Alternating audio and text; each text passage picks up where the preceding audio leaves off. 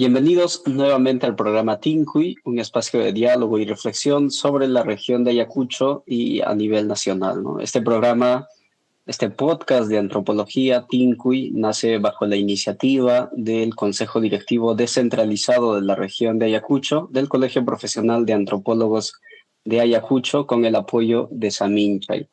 Hoy vamos a hablar sobre un tema muy importante, ya justamente dentro de las nuevas formas de producir conocimiento en el campo. Es muy importante tener en cuenta algunas producciones muy novedosas y muy nuevas que se vienen dando en la región. Y para ello tenemos como invitada a María del Pilar Ramírez Calderón. Ella es licenciada en antropología por la Pontificia Universidad Católica del Perú y miembro del Grupo de Investigación de Antropología Visual. Sus intereses académicos incluyen los estudios de cultura material y antropología del arte y la antropología visual. Cuenta con una amplia experiencia en proyectos de revisión de archivos, de colecciones institucionales y en el diseño de exhibiciones, utilizando metodologías colaborativas afines a la práctica curatorial, y actualmente cursa el programa de maestría en antropología visual en la Pontificia Universidad Católica del Perú y ejerce como predocente en la misma casa de estudios. Y justamente hoy vamos a hablar de ella con un tema muy importante, que es la colaboración y la coproducción de conocimiento en, desde y para la antropología. Aportes desde la artesanía y el arte tradicional para investigación antropológica. Hola María, ¿cómo estás? Hola, ¿qué tal, José? Muy bien, gracias. Muchas gracias por aceptar esta entrevista. Coméntanos un poco primero sobre tu tesis de licenciatura, donde a lo que entiendo es la manera en cómo te vinculas con Ayacucho y con el arte tradicional. Eh, ¿Qué abordas en tu tesis? Claro, bueno, la tesis, bueno, fue mi tesis de licenciatura para el pregrado. El trabajo de campo fue, en verdad, entre agosto del 2022 y enero del 2023, aunque, digamos, en pandemia justamente estuve en contacto con artesanos ayacuchanos, ¿no? Específicamente de Chacoya, gracias a las redes sociales. Yo antes ya había viajado a Ayacucho, conocía un poco, en verdad muy poco, sobre la línea del tallado en piedra de Huamanga, y a raíz de mi tesis en verdad me interesó ver mucho más allá de lo que quizás se conoce desde Lima o desde el turismo, que es quizá la forma más sencilla o digamos, sí, accesible que se tiene para conocer en general la artesanía en el Perú, ¿no?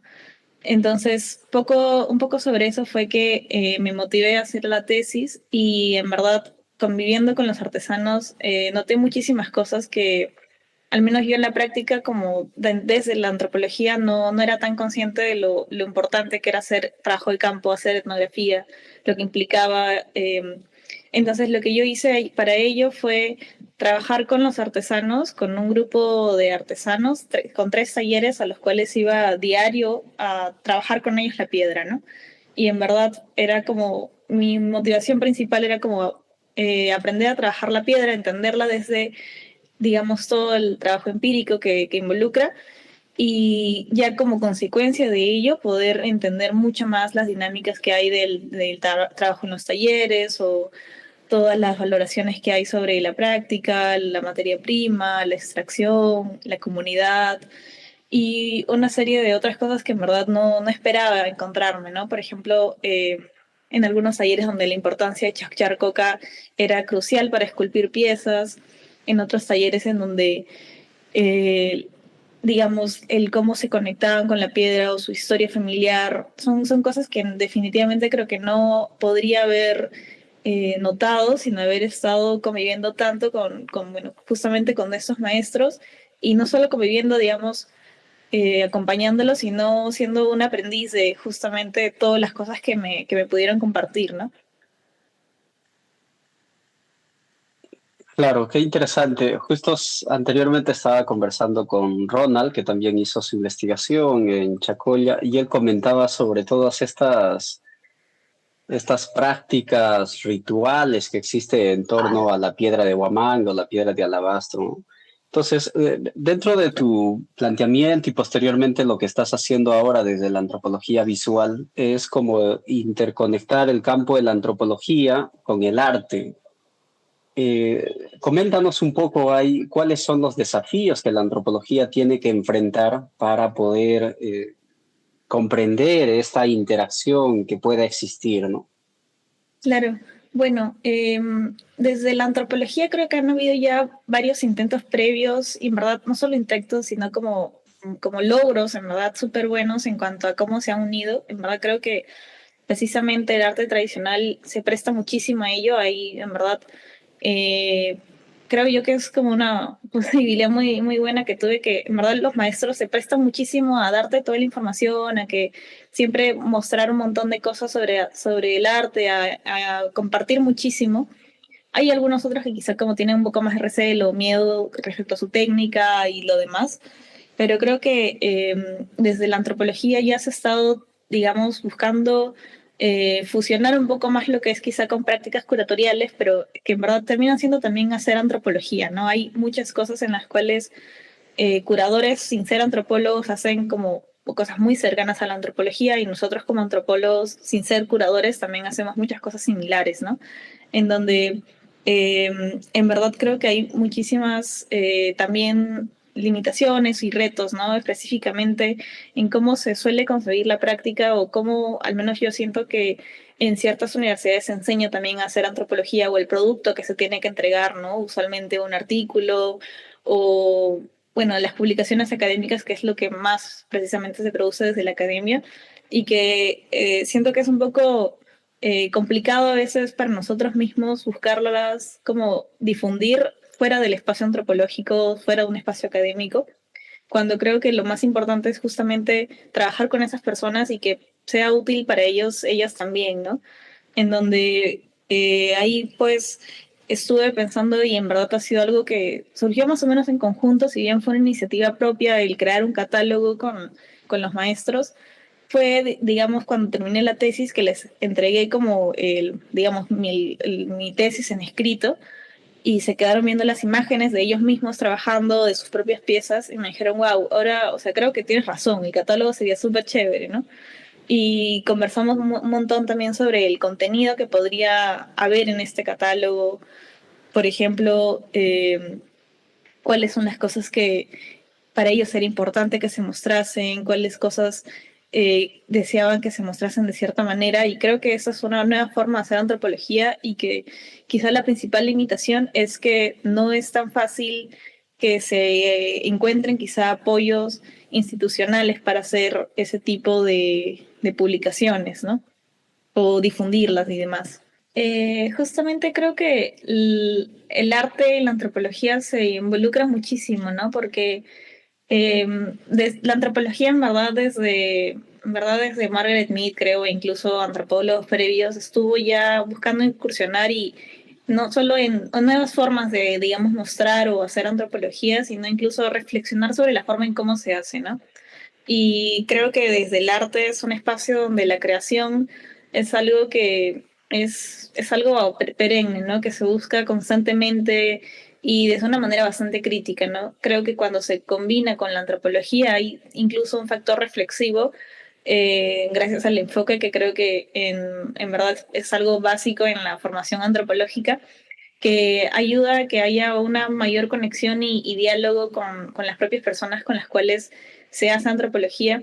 Y justamente pensando también en límites que pueden, o digamos, retos que se pueden encontrar al respecto, eh, creo que hay por ambos lados muchas veces complicaciones básicas, como creo que hay en cualquier, digamos, cruce interdisciplinario, que es relacionado a, digamos, conceptos, o ver si las personas están hablando en la misma línea. Claro, cuando se hacen, por ejemplo, bueno, en experiencias previas que he tenido con exhibiciones de arte tradicional que han buscado ser también curadas colaborativamente, fue complicado también, digamos, crear un catálogo o tratar de redactar cosas, digamos, para un público mucho más académico, o en sí como más formal, y cómo tratar de hacerlo cuando hay muchas veces población que no, digamos, el español no es su lengua materna, ¿no? Eh, con la población quechohablante en este caso también surgen muchas cosas que no solo son, digamos, complicadas para mí entender como no quechohablante, sino también en los intentos que hay bueno, en los intentos que he tenido, mejor dicho, de poder escribir eso, ¿no? Cuando yo no hablo quechua y para mí ha sido complicadísimo muchas veces buscar, poner las palabras que creo que me han compartido o tratar de recordarlas. Y sí me ha pasado, por ejemplo, en realidad gracias a Ronald noté un error bastante crítico en mi tesis sobre el quechua, ¿no? Que había cierta palabra que había puesto y que por una cuestión en realidad fonética, ¿no? No la había identificado correctamente y al final significaba otra cosa, ¿no? Entonces, es un trabajo que en sí requiere muchísima más colaboración o mucha más comunicación constante para, digamos, permanecer en la misma línea, para saber que las cosas se estén dando de la misma forma.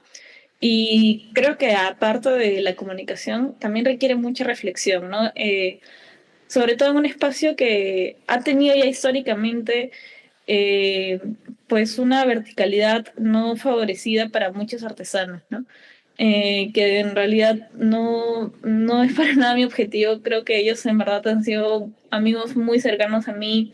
Yo he aprendido muchísimo de ellos y también sé que, por ejemplo, crear este catálogo para este grupo de artesanos les va a favorecer muchísimo en su venta, ¿no? Y es también algo en lo que más como busco priorizar en este caso, que sé que son también lo que más les importa a ellos, más que en sí crear como algo mucho más académico o muy con muchas citas o un lenguaje muy, no sé, complicado, que quizá para un público académico les sirva para alguna investigación y demás, que en verdad también es bueno, pero creo que también es pensar en formas de difusión y de conocimiento, de difusión del conocimiento que excedan a la academia y que en realidad a veces tienen incluso mayor alcance, ¿no? Ujú. Pensando en estos catálogos que después de tu tesis es como un proceso de devolución de la investigación, ¿no? Y dentro de la práctica antropológica es casi eso como el punto de quiebre. Por lo menos en Ayacucho difícilmente las tesis vuelven, ¿no? Y en investigaciones mayores, internacionales, he visto muchas veces donde las personas participan, ¿no? Dan su autorización, tienen mucha expectativa y no regresa la investigación. No saben, por eso es que dentro del campo se produce esta cuestión de que, bueno, con mi historia, con mis fotografías, lucran, que Sí. vienen, y entonces la manera justamente en cómo reflexionas en cómo se produce el conocimiento o cómo se investiga es un tema muy crucial. ¿Qué aspectos o qué retrata este catálogo? ¿Solo son las exhibiciones de los talleres, los productos, los objetos que ellos realizan o qué más uno puede encontrar en estos talleres? Claro, bueno, es una serie de catálogos que, digamos, inicialmente pensé en hacer un solo catálogo con, digamos, en qué consiste la línea del tallado en piedra de alabastro. Sin embargo, en esta práctica con ellos, noté que para ellos era súper importante que se hablara también de Chacoya y se hablara de la historia de Chacoya. Y claro, yo también siendo un poco más consciente de cómo funciona el espacio artístico tradicional en Perú, el que, por ejemplo, se reconozca el legado tradicional que tiene cada uno de los maestros, también es algo importantísimo. Entonces, ha sido en realidad lo que está creándose ahorita es una serie de catálogos que involucra cuatro. Bueno, idealmente son cuatro, en verdad por cuestiones de fondos, quizá vea si los combino algunos y salen en menor, digamos, sale uno o salen dos, pero mi idea sería crear un catálogo sobre la historia de Chacoya relacionada al tallado, es decir, sobre cómo se extrae, qué vínculos hay con las canteras que hay en Chacoya, la misma historia de Chacoya que antes era, bueno, pertenecía a una comunidad en Cancha Cancha, que son Nexo y Chuschi, cuestiones mucho más, digamos, comunales, pero ligadas aún así a la historia del tallado y que tenga también información sobre en qué consiste esta línea, ¿no? Es decir, la historia del tallado de piedra de Huamanga en general, digamos, un poco histórico, ¿no? Cómo empezó, cómo ha ido cambiando, cuáles son las temáticas que se elaboran, en qué consiste la técnica, cosas así que creo que son como para dar a conocer, con, claro, muchísimas imágenes. Y algo que también estoy considerando es que hayan, aparte de imágenes, también bastantes testimonios. Porque, bueno, en verdad, ahí creo que es mucho mejor comprender las historias desde desde la voz de los propios artesanos, ¿no? De los propios maestros en cómo lo explican. O sea, creo que yo no podría explicarlo tan bien, ¿no? Entonces, definitivamente poner citas textuales de conversaciones que hemos tenido para mí también ha sido muy enriquecedor para comprenderlo y creo que también es una forma de poder difundirlo.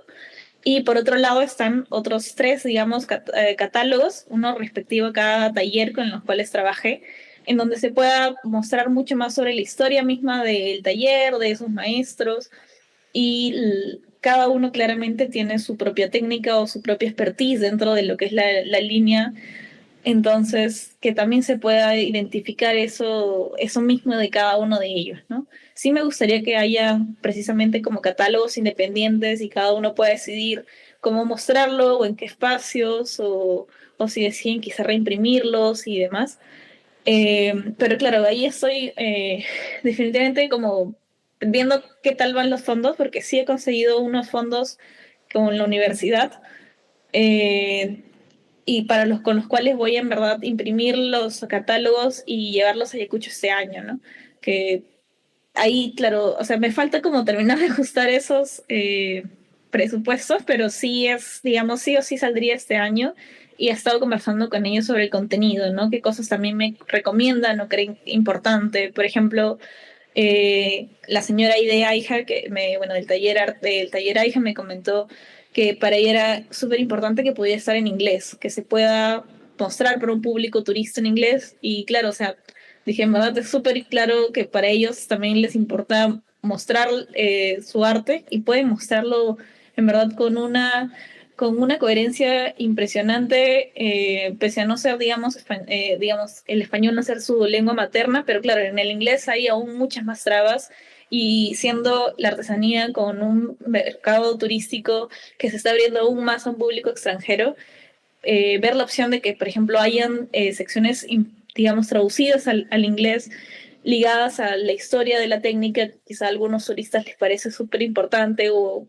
cuál es esta piedra alabastro, en qué consiste. Son también algunas cosas que estoy anotando para poder incluirlas en el catálogo, ¿no? Que haya toda esta historia de la piedra, de la comunidad, del tallado y, claro, de los propios artesanos. Ujú. Claro, y el catálogo sí podría constituir, ¿no? Como una investigación, por qué sus contenidos, al ser consultados, qué es lo que desea, proponerles que pueda existir también no solo una exhibición de productos, sino también parte de su historia.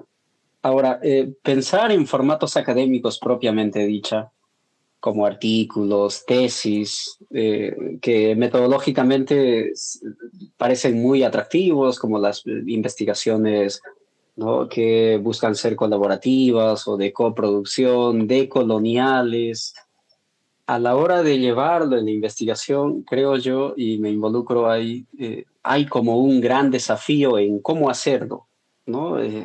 Cómo ejecutarlo y uno se pierde en esta, lo hablo por experiencia propia, uno se pierde en esta dimensión en cómo hacer aterrizar estas teorías metodológicas e impregnarlas en el campo. Desde tu experiencia, ¿cómo se podría hacer esta investigación? ¿Qué elementos uno podría buscar para poder generar este diálogo, esta producción de conocimiento colaborativo, donde no solo el antropólogo narre y debata o guíe, ¿no? Sino que pueda ser también un poco descentralizada esta acción?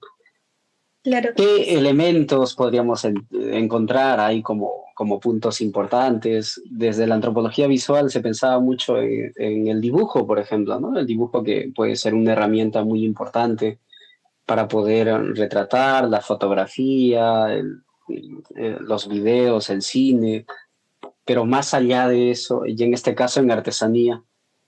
Sí, yo creo que en definitiva el hacer mismo las piezas, ¿no? O sea, eh,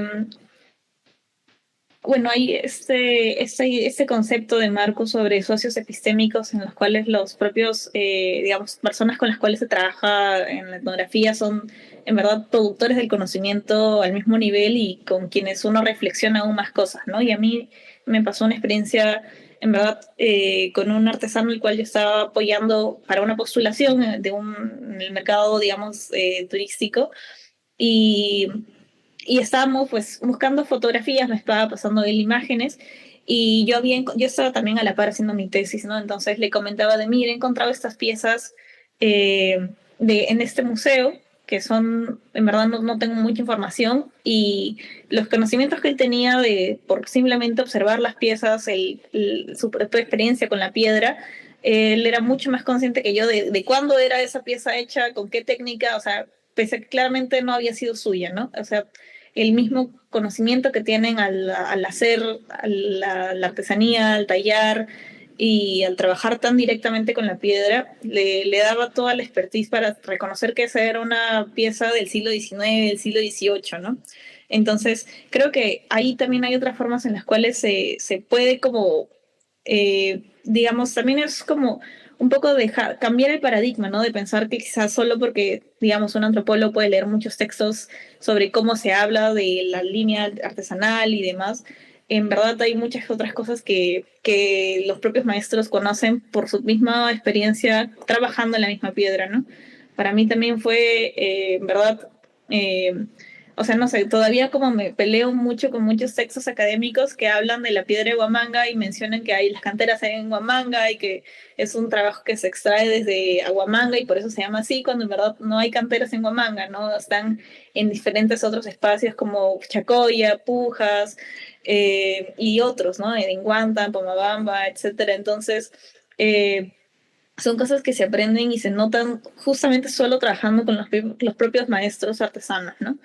Creo que también en el catálogo ha sido para mí importante utilizar las mismas imágenes con las cuales, digamos, yo tomaba las veces que he ido a sus talleres, pero también pedirles a ellos que me compartan qué piezas quieren mostrar, ¿no? Porque claramente para mí una pieza podría ser como muy bonita o pensar que tiene como, no sé, como estéticamente es interesante, incluso para un público limeño, internacional, etcétera, pero finalmente debe también primar las decisiones que ellos tomen sobre sus propias piezas o cómo las desean mostrar, los tamaños con los cuales o las descripciones que consideran importantes para poner en esas piezas, ¿no?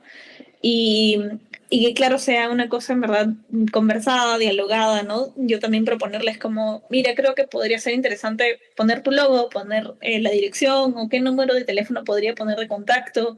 Y claro, ahí surgen otras negociaciones como, no, mejor solo pon la ubicación de tal lugar o solo pon este número o no pongas esta imagen porque en verdad no está bien y demás, ¿no? Entonces, ahí creo que aún hay como complicaciones, quizá como a nivel de qué es lo que se suele entender con un catálogo en donde te exigen pues imágenes en súper buena resolución para poner en el texto, en las publicaciones, y que no es algo que, o sea, no va a suceder, ¿no? No tenemos recursos como tal para poder tener siempre ese tipo de fotografías en alta definición, entonces es también trabajar con lo que hay. De la manera en que, digamos, se sienta lo más real posible, ¿no? Y buscando una horizontalidad, ¿no? Como, tanto como desde punto de partida como también como punto final, ¿no?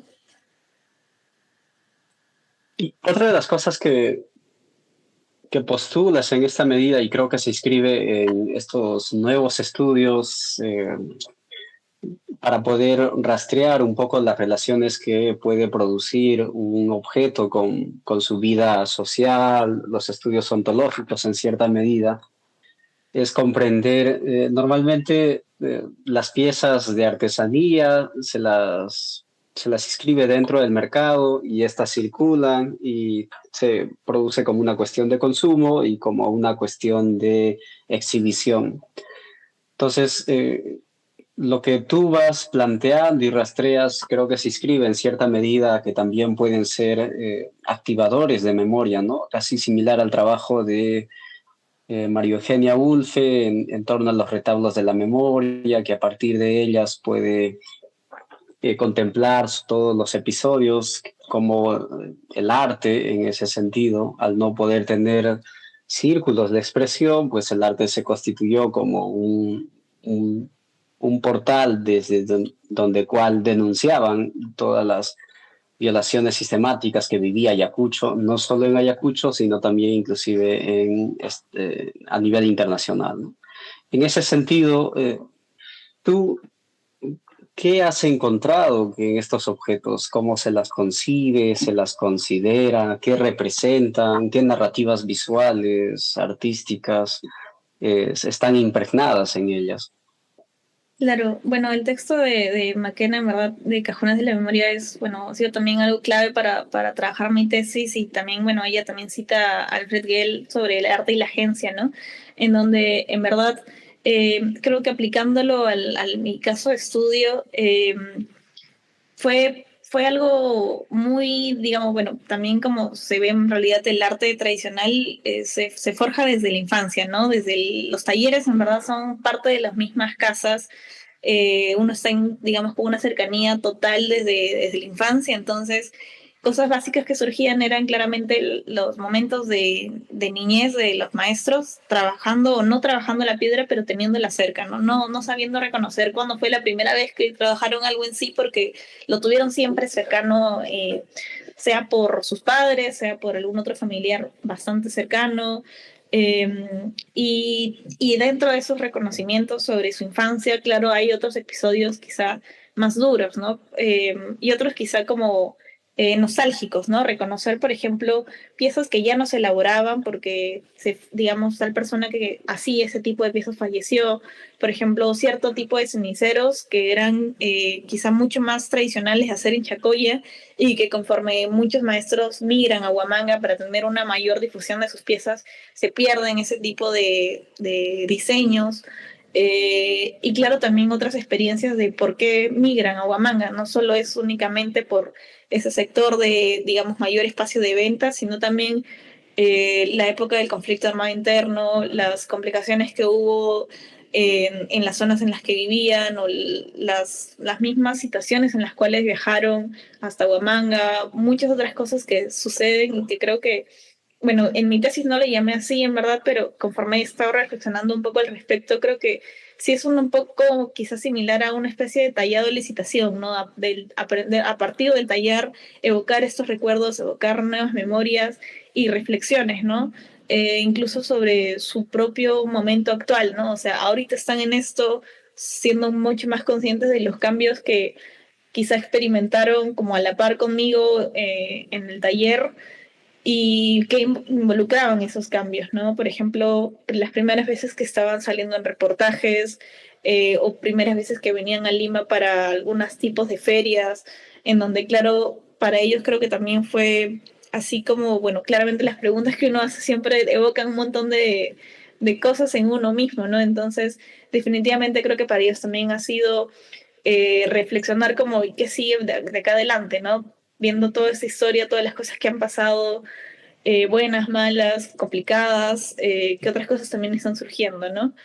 Creo que sobre todo en las que son más detalladas, es decir, esculturas digamos, mucho más tradicionales o costumbristas, es donde se nota mucho más el recuerdo con las propias prácticas del pueblo de donde vienen, de Chacoya, y justo yo tuve la experiencia de ir a Chacoya con un maestro, conocer la mina, conocer digamos, la parte antigua de la comunidad y ver como, bueno, los niños pastorando, cargando quizá algunas maderas, o en general por ahí nomás, estando, digamos, en la vida de la comunidad y reconociendo que eran en sí todas las piezas que elaboraba este maestro, ¿no? El señor Jaime Barrios tiene muchísimas piezas de esculturas que son muy propias de su comunidad, muy propias de las fiestas que tienen y que pese a que ya no vive en Chacoya, constantemente las recuerda, ¿no? Y las repiensa,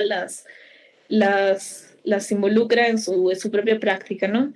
Otros artesanos como el señor Roger Quispe, él sentía, por ejemplo, que la manera en cómo él se sentía, digamos, emocionalmente afectaba en sus piezas y cómo es que las personas que compraban sus piezas le decían, oye, pero esta pieza la has hecho triste, ¿no? Y le decían, no, ¿por qué no? O sea, no, sí, mira, esta pieza en verdad, o sea, me transmite toda la tristeza, ¿no? Y él luego me dijo, en verdad, yo sí estaba pasando por un momento muy duro, estaba esculpiendo una pieza que no tenía nada que ver con algo triste, pero se estaba compartiendo todo eso a partir del tallado, ¿no? Entonces, eh, creo que justamente la piedra comunica muchas de esas cosas y no solo, digamos, las comunica lo que el mismo maestro desea, sino que a veces la piedra comunica cosas que quizá ellos no desean, pero como que la piedra misma se impone, ¿no? Rajaduras que presentan ciertas vetas o cosas que no son tan fáciles de controlar para el maestro y que definitivamente se terminan como mostrando la piedra y que ya es como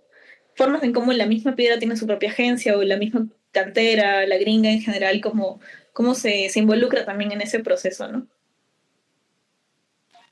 Claro, y qué interesante. Y ya para ir culminando como en forma de desafíos en torno a lo que significa también hacer la colaboración o coproducción de conocimiento, cuando se estudia por lo menos en objetos artísticos, hay como una mayor, por así decirlo, evidencia o presencia u oportunidades en las que se puede generar este conocimiento de manera mucho más práctica, ¿no? Porque uno pone el cuerpo, hay modos de hacer, modos de producir, no solo es hablar, entrevistas, sino también te dice, bueno, vas a aprender conmigo y te colocan una cerámica, en este caso la piedra y el abrazo, y entras eso, vas moldeando el hacer también, el modo de pensar a través de la acción.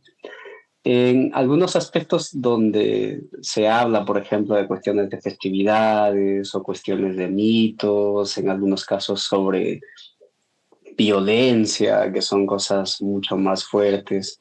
Desde la investigación en antropología, desde tu experiencia, ¿qué podrías sugerir que podrían ser elementos que podrían ayudar a lo mejor a poder transmitir y que el texto que puedan producir o el producto que puedan producir no solo esté circunscrita al lenguaje académico? En Ayacucho, por ejemplo, la antropología visual es...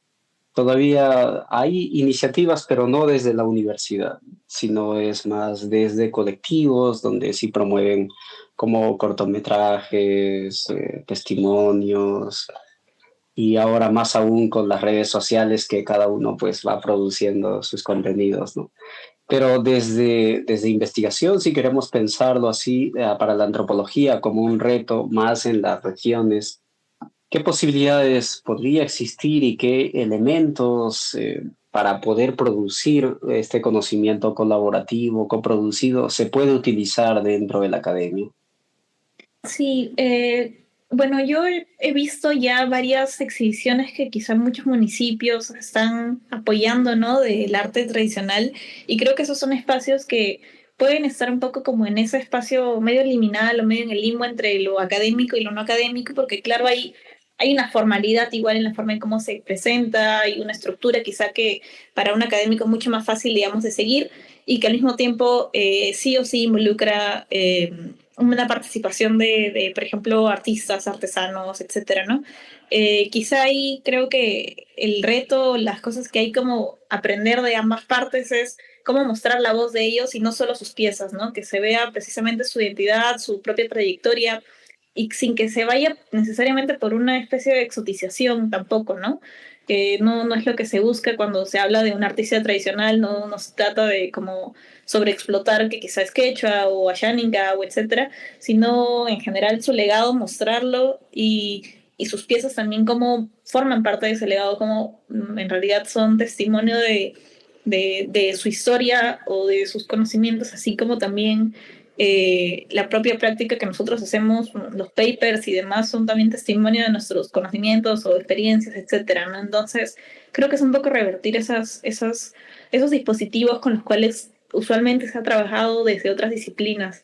Creo que también otros formatos que se están abriendo son, por ejemplo, los catálogos, pero también estos otros como cuadernos que hay, que son, no recuerdo el nombre, pero que son como cuadernos mucho más pequeños, con imágenes o textos mucho más cortos, que tienen una difusión mucho más masiva, que incluso pueden ser mucho más accesibles en términos de costos.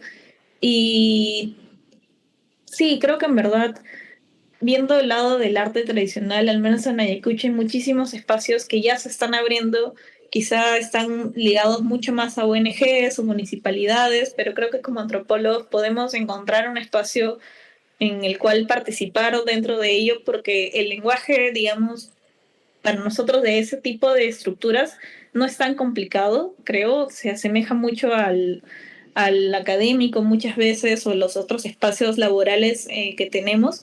Eh, y creo que ahí lo importante es quizá poder involucrar que sea de una forma dialógica, ¿no? Que sea algo colectivo, que no necesariamente se hace en realidad en muchos espacios. En muchas muestras que he visto en Ayacucho, como que solo se presentan las piezas y no hay mucho contenido, hay quizá una ficha pequeña del nombre del artesano, unos datos, digamos, de tamaño, nombre de la pieza, pero no hay mucho más, ¿no? De quién es esa persona, dónde está ubicada, cuáles son sus datos de contacto, los conocimientos que tiene, etcétera. Y creo que son otras formas en las cuales son como el mismo contenido que podría haber en un paper, transformarlo en otra forma de mostrar eso, quizá a partir de, no sé, paneles o imágenes u otro tipo de contenidos que involucren mucho más esta participación de un público, no necesariamente académico o sí académico, pero que igualmente se presta mucho a estas nuevas formas de hacer o de mostrar, ¿no? Como mencionaste, las redes sociales también se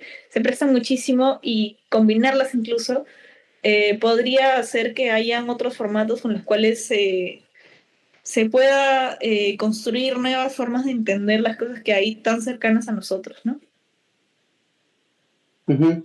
Para los que quisieran conocer un poco más tu trabajo, por ejemplo, de tu tesis o del proyecto que vienes realizando, ¿dónde pueden consultarlo? ¿En qué redes? Sí, bueno, mi tesis está visible, pública en el repositorio de la Católica, como de la cantera al taller, no recuerdo el nombre completo, pero de la cantera al taller es la primera parte de la tesis, por ahí lo pueden encontrar en repositorio.